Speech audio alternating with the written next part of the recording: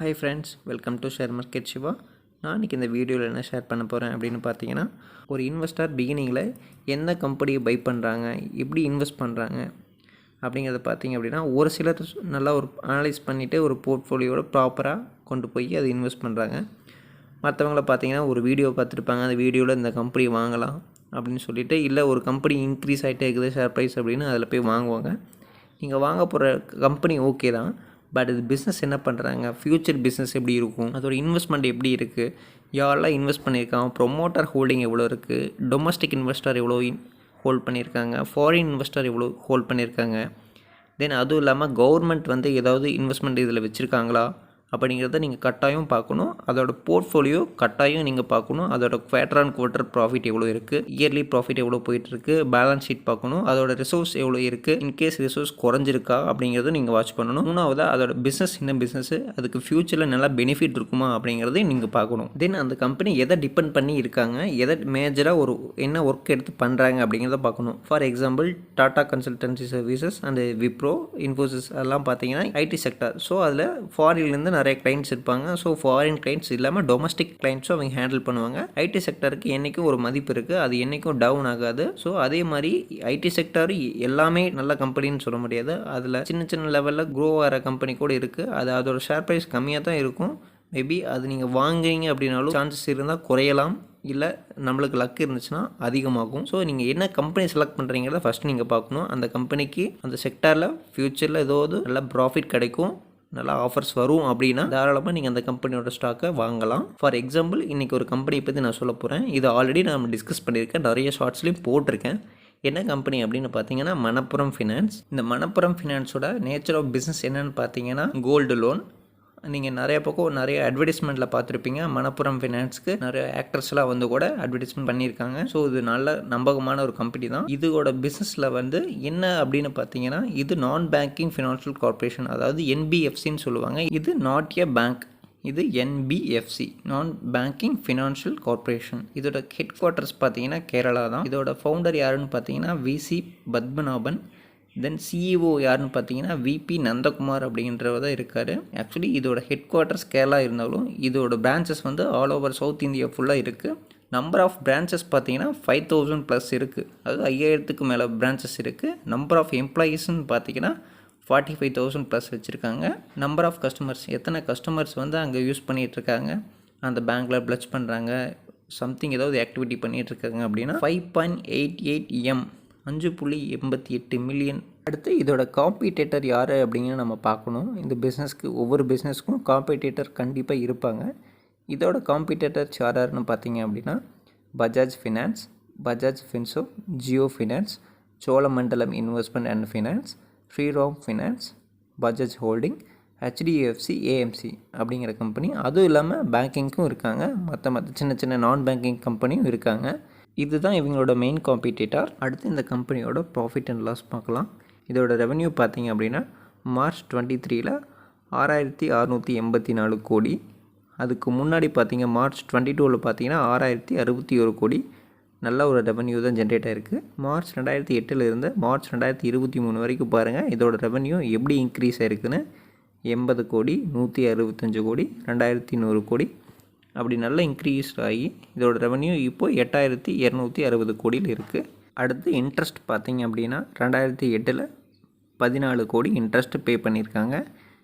அதுக்கப்புறம் 2009 39 கோடி, 2014 1027 கோடி, இப்போது 2023 ஆடிட்டர் பிஎன்எல்ல பார்த்திங்க அப்படின்னா 2,188 கோடி இன்ட்ரெஸ்ட்டு பே பண்ணியிருக்காங்க. தென் எக்ஸ்பென்சஸ் பாருங்கள், 2008 32 கோடி, 2009 78 கோடி, 2014 678 கோடி.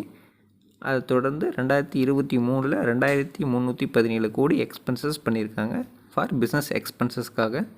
தென் இதோட ஃபினான்சிங் ப்ராஃபிட் பார்த்திங்க அப்படின்னா 2008 34, 2009 48, 2014 396, இப்போது 2023 2,179 கோடி ஃபினான்சிங் ப்ராஃபிட் இருக்குது. தென் அதர் இன்கம் பார்த்தீங்க அப்படின்னாலும் நல்ல இன்கம் தான் கொடுத்துருக்காங்க. அதர் இன்கம் அப்படின்னா இந்த பிஸ்னஸ் இல்லாமல் வேறு ஏதாவது வழியிலேருந்து ஒரு சோர்ஸ் ஆஃப் இன்கம் வருது அப்படிங்கிறத அதர் இன்கமில் காமிச்சிருக்காங்க. இப்போ 2008 எதுவும் இல்லை. இப்போ 2023 அப்படின்னு பார்த்தீங்கன்னா 66 கோடி அதர் இன்கமாக காமிச்சிருக்காங்க. தென் டிப்ரிசியேஷன் பார்த்தீங்கன்னா இதோட அசட்டுக்கு கண்டிப்பாக ஒவ்வொரு அசட்டுக்குமே டிப்ரிசியேஷன் வரும். இப்போது 2008 2, 2009 3, 2014 64, இப்போ 2023 அப்படிங்கும்போது 204 கோடி டிப்ரிசியேஷன் காமிச்சிருக்காங்க. தென் டேக்ஸ் பாருங்கள் 34%, 35%, இப்போது 26% டேக்ஸ் கட்டியிருக்காங்க. நெட் ப்ராஃபிட் அப்படின்னு பார்த்தீங்கன்னா 2008 27 கோடி ப்ராஃபிட் காமிச்சிருக்காங்க, 2009 30 கோடி, 2014 226 கோடி. இப்போது என்னென்னு பார்த்தீங்கன்னா 2023 ஃபினான்சியலில் 1500 கோடி ப்ராஃபிட் காமிச்சிருக்காங்க. தென் 2024 ப்ரொவிஷ்னலாக காமிச்சிருக்கிறது என்னென்னு பார்த்தீங்கன்னா 2049 கோடி ப்ராஃபிட் வரும் அப்படின்னு எதிர்பார்த்துருக்காங்க. இதற்கு மேலேயும் வரலாம், இதற்கு கீழேயும் வரலாம். ஒவ்வொரு நாளும் தங்கம் ஏறிக்கிட்டே தான் இருக்குது. ஸோ நல்ல ஒரு ப்ராஃபிட் கொடுப்பாங்க அப்படின்னு நானும் எதிர்பார்க்குறேன். அடுத்து நம்ம குவார்ட்டர்லி ரிசல்ட்ஸ் பார்த்துடலாம். இதோட குவார்ட்டர் ரிசல்ட்ஸ் பார்த்தீங்க அப்படின்னா லாஸ்ட் டிசம்பர் 2023 வந்திருக்கு. அது ரெவென்யூ பார்த்தீங்கன்னா 2305 கோடி, இன்ட்ரெஸ்ட் பார்த்தீங்கன்னா 749 கோடி, எக்ஸ்பென்சஸ் பார்த்தீங்கன்னா 729 கோடி, ஆப்ரேட்டிங் ப்ராஃபிட் அதாவது ஃபினான்சிங் ப்ராஃபிட் பார்த்தீங்க அப்படின்னா 827 கோடி, நெட் ப்ராஃபிட் பார்த்தீங்கன்னா 575 கோடி. ஸோ நம்மளுக்கு இன்னும் அடுத்து லாஸ்ட் குவார்ட்டரோட ரிசல்ட் இன்னும் வரல. மே ஆர் ஜூனில் தான் வரும். அது வரும்போது தான் நம்மளோட லாஸ்ட் 24 ஃபினான்ஷியல்ஸ் எப்படி இருக்குன்னு தெரியும். நல்லா ப்ராஃபிட் பண்ணியிருப்பாங்க அப்படிங்கிறத எதிர்பார்க்குறேன். நீங்களும் அதற்காக காத்துருங்க, என்ன ரிசல்ட்ஸ் வரும் அப்படிங்கிறத பார்க்கலாம். ஏன்னா குவார்ட்டர் அண்ட் குவார்ட்டர் நல்ல ரிசல்ட்ஸ் தான் கொடுத்துருக்காங்க. நெட் ப்ராஃபிட் 498 கோடி, திருப்பி 562 கோடி, திருப்பியும் 575 கோடி தேர்ட் குவார்ட்டரில் கொடுத்துருக்காங்க. ஃபோர்த்து குவார்ட்டர் எப்படி வரும் அப்படிங்கிறது தெரியல. நான் எதிர்பார்க்குறது 600 கோடிக்கு மேலே எதிர்பார்க்குறேன். கட்டாயம் 600 கோடிக்கு மேலே வரும். அடுத்து பேலன்ஸ் ஷீட் பார்த்துடலாம். ஈக்விட்டி ஷேர் கேபிட்டல் அதாவது ஈக்விட்டி கேபிட்டல் எவ்வளோ இருக்குதுன்னு பார்த்தீங்கன்னா 169 கோடி. இது வந்து மார்ச் 2023. அடுத்து ரிசர்வ்ஸ் பார்த்தீங்க அப்படின்னா 9476 கோடி. செப்டம்பர் 23க்கு பார்த்தீங்கன்னா 10403 கோடி.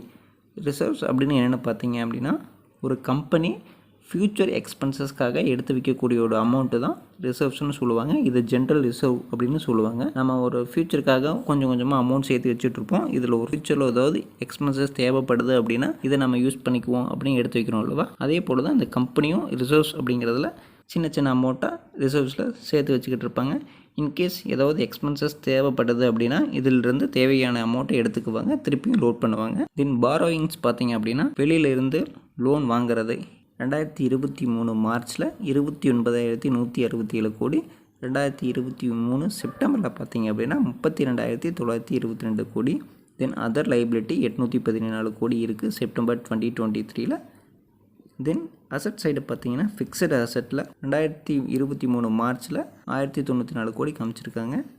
தென் இன்வெஸ்ட்மெண்ட்ஸ் பார்த்தீங்க அப்படின்னா 534 கோடி காமிச்சிருக்காங்க மார்ச் 2023. இன்வெஸ்ட்மெண்ட்ஸ் அப்படின்னு பார்த்தீங்கன்னா இந்த கம்பெனி வேற ஒரு கம்பெனியில் முதலீடு பண்ணியிருப்பாங்க, அதை தான் இந்த இடத்துல இன்வெஸ்ட்மெண்ட்ஸ் அப்படின்னு காமிச்சிருக்காங்க. எந்த கம்பெனியில் இன்வெஸ்ட் பண்ணியிருக்காங்க அப்படின்னு நம்ம இந்த டீட்டெயிலாக பார்க்க முடியாது.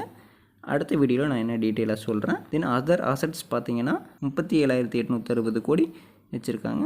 இப்போ 23 செப்டம்பரில் பார்த்தீங்கன்னா 42,648 கோடி அதர் அசட்ஸ் வச்சுருக்காங்க. இதையும் அதர் அசட்ஸ் என்னென்ன இருக்குது அப்படிங்கிறத அடுத்த வீடியோவில் நான் ப்ரீஃபாக சொல்கிறேன். அடுத்து நம்ம பார்க்க போகிறது ஷேர் ஹோல்டிங் பேட்டர்ன்.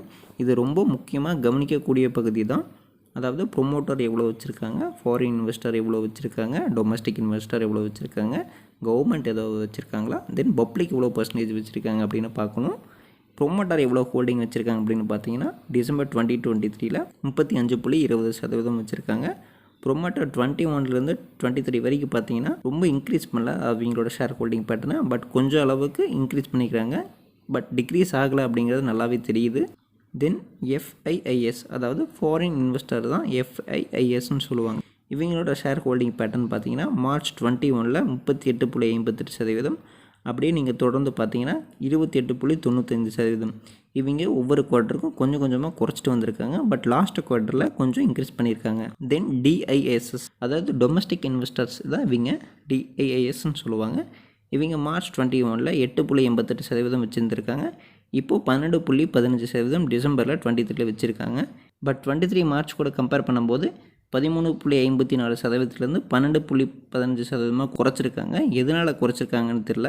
இது யார் யார் குறைச்சிருக்கா, யார் யார் எவ்வளோ ஹோல்டிங் வச்சுருக்காங்க அப்படிங்கிறத நம்ம பார்க்கலாம். தென் பப்ளிக் எவ்வளோ வச்சுருக்காங்க அப்படின்னு பார்த்தீங்கன்னா 21 மார்ச்சில் 17.55% வச்சுருக்காங்க. டிசம்பர் 23ல் பார்த்தீங்கன்னா 23.69% இப்போ ஹோல்டிங்கில் வச்சுருக்காங்க. நானும் ஹோல்டிங்கில் வச்சுருக்கேன் அப்படிங்கிறத இந்த இடத்துல நான் சொல்லிக்க விரும்புகிறேன். அடுத்து நம்ம ப்ரொமோட்டர் ஹோல்டிங் பார்க்கலாம். ப்ரொமோட்டர்ஸ் அப்படின்னா யார் யார் எவ்வளவு வச்சுருக்காங்க அப்படின்னு பார்க்கலாம். விபி நந்தகுமார் அப்படிங்கிறவர் பார்த்தீங்கன்னா 2021 மார்ச்சில் 28.79% வச்சுருந்துருக்காங்க.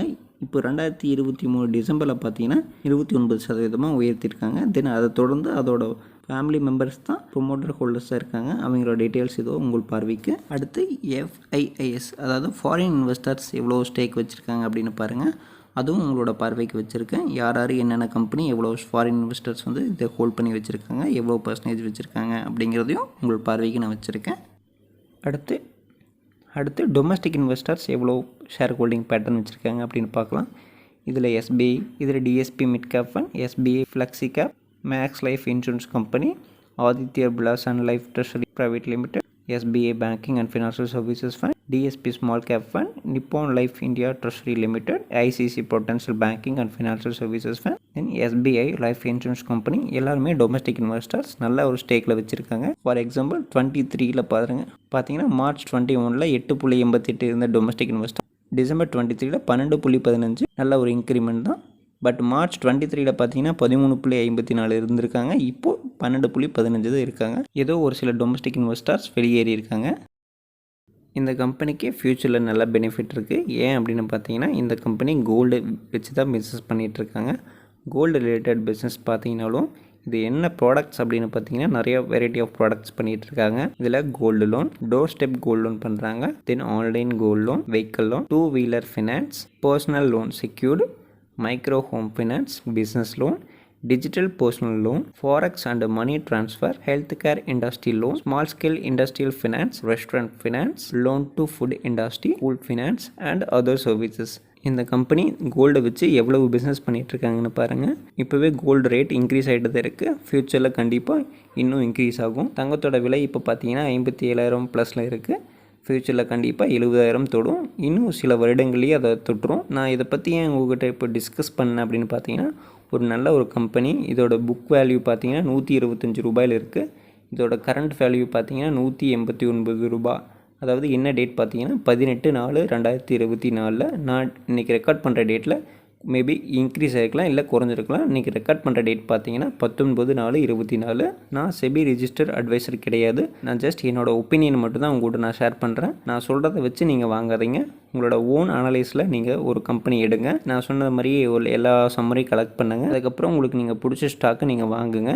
இப்போவும் சொல்கிறேன், நான் செபி ரிஜிஸ்டர் அட்வைசர் கிடையாது. என்னோடய ஓன் அனலைஸில் தான் நான் எல்லாமே ஷேர் பண்ணுறேன். நான் சொல்கிறேன் அப்படிங்கிறதுக்காக நீங்கள் வாங்காதீங்க. உங்களோட அனலைஸில் நீங்கள் பை பண்ணுங்கள். நான் இதை பை பண்ணியிருக்கேன். இது லாங் டேர்முக்கு ஒரு நல்ல இன்வெஸ்ட்மெண்ட்டாக நான் எதிர்பார்க்குறேன். இந்த வீடியோ பிடிச்சிருந்தா லைக் பண்ணுங்கள், ஷேர் பண்ணுங்கள், கமெண்ட் பண்ணுங்கள். தயவு செஞ்சு உங்கள் ஃப்ரெண்ட்ஸுக்கு இதை அனுப்பி வைங்க. நல்ல ஒரு இன்வெஸ்ட்மெண்ட் பண்ணுங்க. ஃப்யூச்சருக்காக இப்போவே கொஞ்சம் கொஞ்சமாக முதலீடு பண்ணுங்கள். கண்டிப்பாக ஒரு 10 வருஷம் அப்படிங்கும்போது நல்ல ரிசல்ட்ஸ் பார்க்கலாம். திரும்பவும் சொல்கிறேன், இன்கேஸ் இதில் ஏதாவது டவுட்ஸ் இருக்குது அப்படின்னா கமெண்ட் பண்ணுங்கள். நான் அதை எக்ஸ்பிளைன் பண்ணுறேன் கிளியராக. நான் எக்ஸ்பிளைன் பண்ணது உங்களுக்கு புரிஞ்சிருக்கும்னு நினைக்கிறேன். அப்படி புரியலைன்னா ஜஸ்ட் கமெண்ட் பண்ணுங்கள். இல்லை ஓகே கிளியராக இருக்குது அப்படின்னா ஜஸ்ட் அதுக்கும் ஒரு கமெண்ட் பண்ணுங்கள். தென் கூடவே லைக்கும் பண்ணுங்கள். தேங்க்யூ.